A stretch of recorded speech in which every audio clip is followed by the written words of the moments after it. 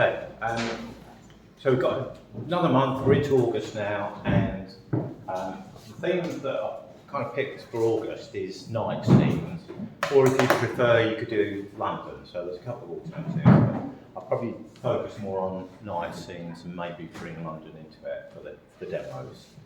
I thought today I would do a little bit of a demonstration of drawing with brushes, which I see one or two of you doing that. I find that I mostly, when I'm setting my paintings out, and these are a couple of pictures I did over the weekend, and it just sort of made me think, oh yeah, the way I actually draw out is I mostly, either I use these, well I tend to paint with oil paint, so these two are oil paintings, and this is more of a quick sketch.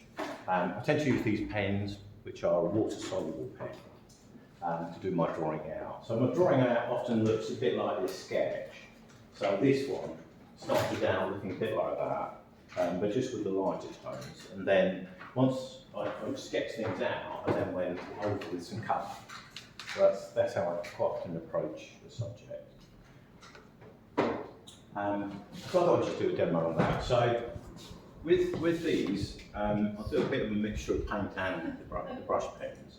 So they're called a brush pen, and I find that they're quite nice to be able to sort of work at, I can use it more like a brush, hold it more like a brush rather than like a pencil. I can draw a bit more broadly, this sort of thing. The nice thing about these is, because they're water soluble, if I want to make any changes, I can usually just kind of wash bits out, and it will wash away, just as things are on. So that's what I like about them. I find graphite, as you know, I've mentioned this quite often, it's quite hard to, it's all right on paper, and graphite works fine on paper, works fine with watercolours, but I find on the boards it gets a bit slimy, and slippery, and difficult to remove. So my preference is either one of these brush pens, or I just go straight in with paint. And that was the other thing I was thinking, is I don't often see people drawing with paint, but it is actually quite a good way of working. I find the easiest way for me is to use like a nice sort of square brush or a rectangular brush, something like that. And with a brush like this, and when they're new, this is a really cheap one. I think it's from a set from Lidl's or something like that. And they're fine when they're brand new. Once they get old, they get all woolly and they lose their shape. But to start with, they can work quite nicely. You start with a lot of very watery paint. Just mix a little bit up. So I've just got a mixture of brown and black here. So something like this, I can kind of draw with the paint itself. And then quite often I would start somewhere in the distance here. So that's how I would normally work. So it's just building in the background here. I'm marking like that to suggest where that's going to be, and then it's got a little bit of a roof, so I can create some nice sharp lines by almost like just printing a mark down like that, the line on, make that a little bit wider.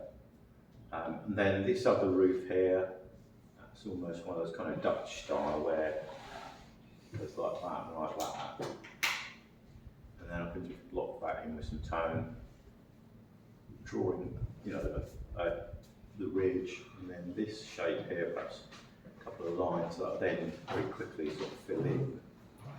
So it's a mixture of sort of like working up to an image. So where these windows would be, for instance, I can just gradually bring this bit in, leave a gap, and then the window would be there. So I'm kind of working up to this edge, and then working up to this, either this edge at the same time, or I can just bring it over a bit if I wanted to. So it would be quite an interesting exercise for you to try. If you're not used to drawing with a brush, just a bit of scrap paper, don't worry about having a proper board. A bit of scrap paper, and this is acrylic paint, but something like just very watered down oil paint would work the same. And looking into this, it probably wants to go a little bit higher. Bring that up to there. I'm just looking at that ratio to this ratio. And then we'd have another set of windows underneath here. here.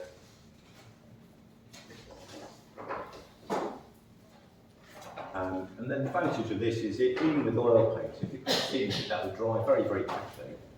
And then you could then put another layer of paint over the top, which is kind of what I've done with both these ones. They started off very thin paint, and then there's thicker, stronger paint gone over the top.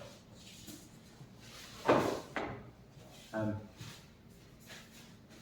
then that could come down to there. So yeah, top right. I mean, what you might find is you get to a point where you've got a lot of very small shapes, and in that instance, I would go down to a smaller brush. So that's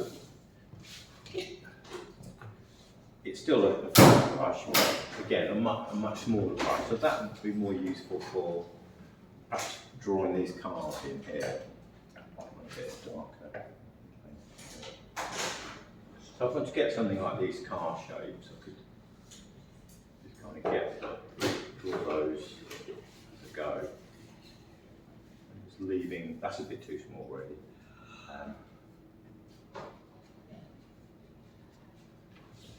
Something along those lines.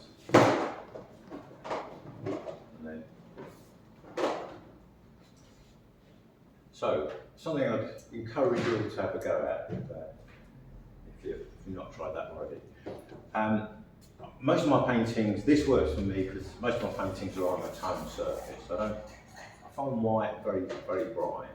But again, if you are working on white, this is a very quick way of getting rid of the white of the canvas and giving yourself almost like a kind of undercoat. So you could very quickly work out the tone values of the painting. And really, I've really done this in just a few seconds, really. And then to go with some of these a little bit darker, where you need darker values. And then that could be like the undercoat. So if you're painting a house, you probably have, and you're painting quite a dark colour, you'd have a darker undercoat, like a grey or something like that. And that will get rid of the white of the board underneath. And that'll make it much easier to put darker colours over the top. So yeah, that's a very traditional way of painting, the way that I was sort of taught to paint. And gradually building a painting up in layers. So that would be the first layer, as I say. I then block cut areas of colour in, and then the final layer would be putting details in. So it might be that on the third layer, I'll be popping in things like the details of the window bars and these little bright lights and things like that. So we don't have to finish every area to a finished degree right on the first layer. But any questions? Is that all right? Times I try to do it just with the brushes. Well, I've seen you do it. try a bit of scrap paper, or a bit. I'll keep trying. I'll try Yeah. until my dying breath. Well, don't want to make it up. I find it more of an advantage. Otherwise, I feel like it's very laborious. I've got lines and then I'm filling in. It almost gets a bit like painting by numbers then. And I'm filling in this little bit like delineated. So this is a bit, you've got a chance to do a little bit more, develop it more painting way. Okay, right, I'll come around and see how you get. So yeah, the theme that I've got is either night scenes or London. I've actually just brought night scenes in for the minute. Although some of them are London, so I combine the two, like that's London at night. A lot of mine are street scenes. I'll try and find a few others next week that aren't street scenes if you wanted something slightly simpler. Or, do research and find if you can find images that appeal to you. So, okay.